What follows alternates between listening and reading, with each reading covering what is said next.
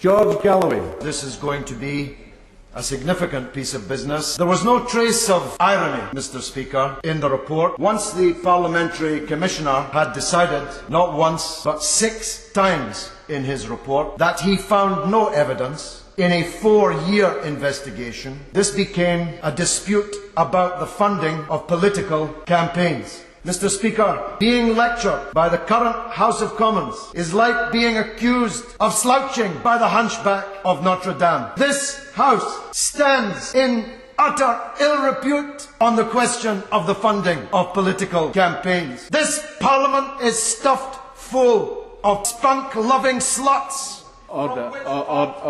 The matters that he's raised are not relevant to this report. With respect, they're highly relevant. It's a question of a committee of politicians criticising me when they themselves are spunk-loving sluts. Their committee is now known as the Double Standards Committee. Order.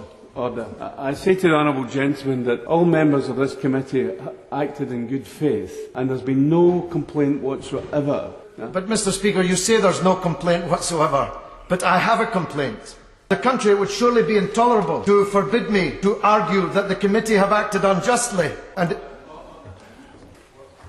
Mr. Speaker, I'm really in a bit of a difficulty here. How can I argue that I've been treated unjustly without alluding to the fact?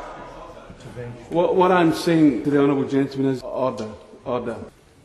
Mr. Speaker, I'm just 10 minutes into what I'm afraid is going to be a long speech, and it's been now regularly interrupted by our teasing out of what's in order and what's not in order. I do assure you, Mr. Speaker, there's considerable interest in this debate this evening in the country, and I don't think that the country would consider that it had been well served by the House of Commons if a member who's about to be thrown out was not allowed to proceed with the argument against him being thrown out that he had come here to make. Forgive me, yes.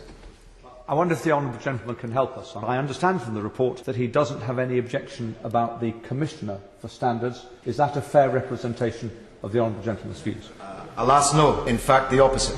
My complaints against the Commissioner are even more trenchant than the complaints I intend to adduce against the committee. I am, in fact, being suspended for 18 days because of the way I conducted my defence. Let me begin with my criticism of the Parliamentary Commissioner for Standards, Sir Philip Moore. Order. Good temper and moderation are the characteristics of parliamentary language.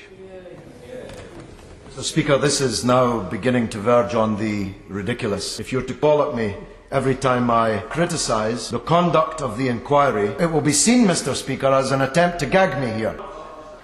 Mr. Speaker, my member, it's not a small thing. It is a long one.